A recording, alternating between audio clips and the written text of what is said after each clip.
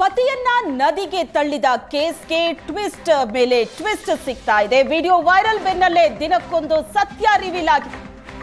ಪತಿಯನ್ನ ನದಿಗೆ ತಳ್ಳಿದಂತ ಆ ಕೇಸ್ಗೆ ಟ್ವಿಸ್ಟ್ ಮೇಲೆ ಟ್ವಿಸ್ಟ್ ಸಿಗ್ತಾ ಇದೆ. ವಿಡಿಯೋ ವೈರಲ್ ಆದ ಬೆನ್ನಲ್ಲೇ ದಿನಕ್ಕೊಂದು ಸತ್ಯ ರಿವೀಲ್ ಆಗ್ತಾ ಇದೆ. ಆಗ ಗದ್ದೆಮ್ಮ, ಈಗ ತಾತಪ್ಪನಿಗೆ ಸಂಕಷ್ಟ ಶುರುವಾಗಿದೆ. ಅಪ್ರಾಪ್ತೆ ಗದ್ದೆಮ್ಮಳನ್ನ ಮದುವೆ ಆಗಿದ್ನ ತಾತಪ್ಪ ವಿವಾಹವಾದಾಗ ಗದ್ದೆಮ್ಮ ಇನ್ನೂ ಮೈನರ್, 15 ವರ್ಷ 8 ತಿಂಗಳ ಅಪ್ರಾಪ್ತೆ ಜೊತೆ ತಾತಪ್ಪನ ಮದುವೆ ಆಗಿತ್ತು. ಯಾದಗಿರಿಯಲ್ಲಿ ಓದ್ತಾ ಇದ್ದ ಅಪ್ರಾಪ್ತೆ ಜೊತೆ ಮದುವೆ ಆಗಿತ್ತು.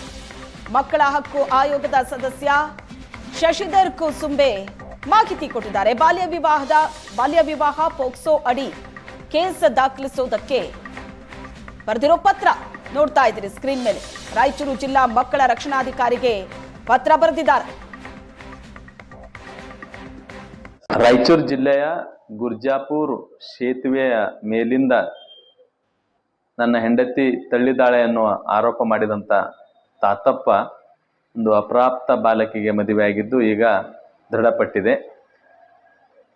ಯಾದಗಿರಿ ಜಿಲ್ಲೆಯಲ್ಲಿ ವಿದ್ಯಾಭ್ಯಾಸ ಮಾಡಿರುವಂಥ ಅಪ್ರಾಪ್ತ ಮಗುವಿನ ಸದರಿ ಶಾಲೆಗೆ ನಮ್ಮ ಜಿಲ್ಲಾ ಮಕ್ಕಳ ರಕ್ಷಣಾ ಘಟಕದ ಅಧಿಕಾರಿಗಳು ಭೇಟಿ ನೀಡಿ ಮಾಹಿತಿಯನ್ನು ಕಲೆ ಹಾಕಿದ್ದಾರೆ.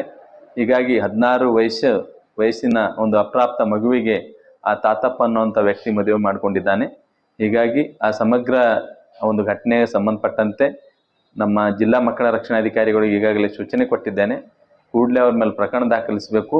ಮತ್ತು ಆ ಸದರಿ ಮಗುವಿಗೆ ನಮ್ಮ ಮಕ್ಕಳ ಕಲ್ಯಾಣ ಸಮಿತಿಯ ಮುಂದೆ ಹಾಜರುಪಡಿಸಿ ಮಗುವಿನ ಒಂದು ಪಾಲನೆ ಪೋಷಣೆ ಮುಂದಾಗಬೇಕಂತ ನಾನು ಈಗಾಗಲೇ ಸೂಚನೆ ಕೊಟ್ಟಿದ್ದೇನೆ. ಅದು ರಾಯಚೂರು ಮತ್ತು ಯಾದಗಿರಿ ಮಧ್ಯದ ಸೇತುವೆಯ ಒಂದು ಮೇಲೆ ನಡೆದಂಥ ಈ ಘಟನೆ ಬಹಳಷ್ಟು ವೈರಲ್ ಆಗಿತ್ತು. ರಾಯಚೂರು ಜಿಲ್ಲೆ